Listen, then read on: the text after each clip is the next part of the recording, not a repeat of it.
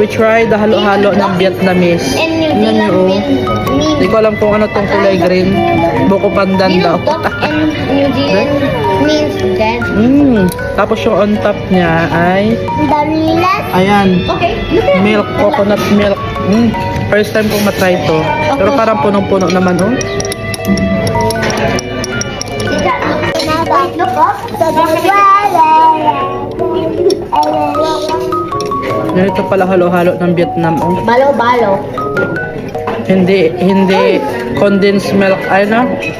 Hindi evaporated milk, kundi coconut milk. Baka magtae kayo. Oo, kasi ito yung ano, oh. Coconut. It's my first time to try coconut with this dessert.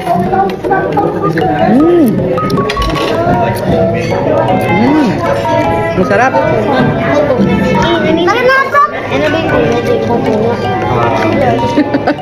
Latang-lata yung coconut.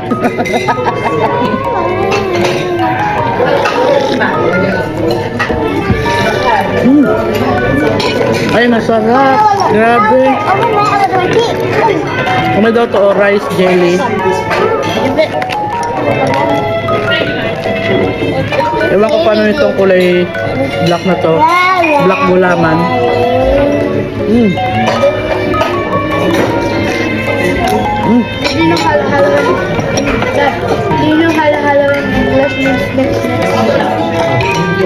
Halo-halo means Parang ano pala to? Bilo-bilo. Bilo-bilo na may yelo. I want some. Why was Mateo Yep. opening mouth like this? Don't try. Honest review, dali. Parang bilo-bilo na malamig. No. What's a bello, bello? Ladi. I'm just sitting down. No, parang bilo-bilo na malamig. Masarap siya kasi lasang buko. Niyog, yung niyog. Niyog pala. Ikaw, Chambe. You want to try? No. Ayaw mo? I want to try. Try it. Try, bro. So good. No. This is mogi mogi. Try it. Down. So try it. Ayaw ng aming ano, panglimang anak. Pero masarap siya, promise. No, promise, promise, promise. Bay, dali na, patikim mo na.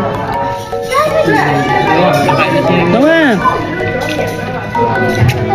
Hindi na magpaalam na ako. The black jelly is so good. Yan. O, naubos na yung sabaw.